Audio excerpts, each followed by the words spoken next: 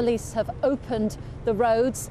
The demonstration itself did pass off peacefully, but after nightfall there were some clashes, youths smashing some windows, teenagers setting fire to some dustbins. But this was very much in the aftermath. The demonstration itself, as I said, was calm.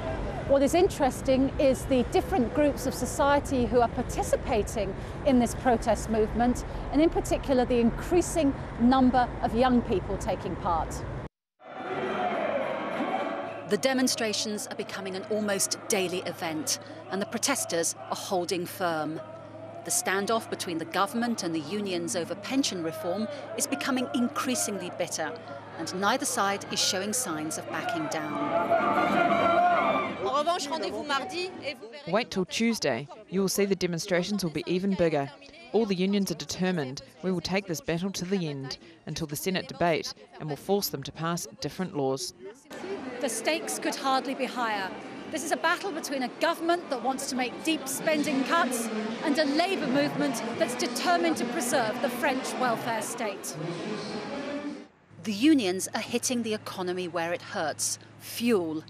Most of the country's oil refineries are on strike, despite riot police coming in to try to break the blockade. It's an explosive situation. Fires too in Marseille, but here they're burning rubbish. The dustmen are on strike, and the trash has been piling up on the streets for several days. For us, the stench is unbearable, especially when there is wind. It's really bad for business. And now potentially the most inflammable place of all, the university campuses. A tense standoff between students and riot police at Lyon University. Some people are already drawing comparisons with the student revolt of 1968, when tanks were sent onto the streets. It's too early to predict a repeat of such revolutionary scenes, but all the elements of a crisis are starting to fall into place. Truck drivers are now planning to join the strike. If food deliveries as well as fuel start to dry up, the French government could have a popular revolt on its hands.